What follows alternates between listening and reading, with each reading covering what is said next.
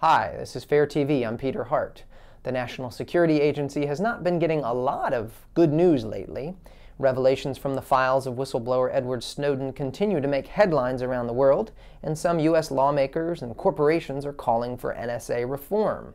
But it's not all bad news. The NSA got a lengthy PR boost from 60 Minutes on December 15th, courtesy of correspondent John Miller, who, as he disclosed at the top of the broadcast, just so happened to have worked for the Director of National Intelligence. From there, as one might expect, the report amounts to a lengthy opportunity for the agency to put its best foot forward. There are no NSA critics in the piece. Miller explained in a video on the CBS website that that was by design. We've heard plenty from the critics. We've heard a lot from Edward Snowden. Where there's been a distinctive shortage is putting the NSA to the test and saying, not just we called for comment today, but to get into the conversation. Now that's a strange idea. NSA defenders have been heard plenty in the media, and Agency Director Keith Alexander has weighed in too, most notably to claim that the NSA's phone collection program has stopped 50 terrorist plots, a claim he would eventually have to retract because it's not true. So someone like Alexander should have faced tough scrutiny, but that's not what he got on 60 Minutes. It went more like this. There is a perception out there that the NSA is widely collecting the content of the phone calls of Americans. Is that true? No, that's not true. But that's not what anyone was actually reporting about the NSA. That setup helped Alexander look like he was knocking down an important myth in the NSA story. So you get the picture. Back onto that web video, Miller had this to say about how his former intelligence work may have played a role in the access he got.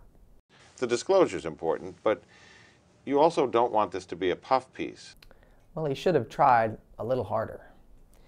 An attack that was believed to be a U.S. drone strike hit a wedding convoy in Yemen on December 12th, killing over a dozen people. Now, early reports suggested that most of the dead were innocent civilians, but the New York Times came up with a rather curious description of the casualties. Most of the dead appeared to be people suspected of being militants linked to Al-Qaeda, according to tribal leaders in the area, but there were also reports that several civilians had been killed. Appeared to be suspected of being bad guys. That's a lot of qualifiers. But when it comes to U.S. attacks on Yemen, the New York Times has a history of taking the government's word for it when it claims it knows who it killed, or when the Yemeni government issues similar assurances. In 2009, a U.S. missile strike, which included the use of cluster bombs, killed 41 civilians. It was reported in the Times as an attack on Al-Qaeda bases. The dead were termed militants. Now, the New York Times hasn't revisited this story since its first report, and the wedding convoy strike has received only passing attention from other media outlets. The U.S. government's official policy is not to even acknowledge that it carries out drone strikes in Yemen. This deception is a lot easier to get away with when media outlets show such little interest.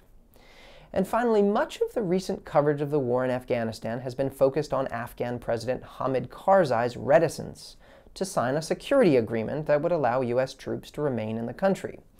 Karzai wants, among other things, an end to house raids in Afghanistan by U.S. troops, and he would like some Afghan prisoners held in Guantanamo to be released. Much of the U.S. media reaction has been critical, if not outright hostile.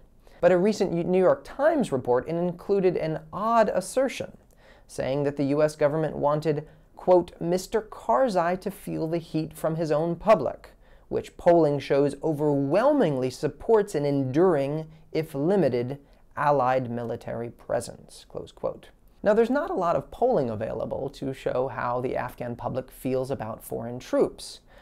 But the most recent annual survey from the Asia Foundation suggests Afghans have some pretty overwhelmingly negative feelings on the matter.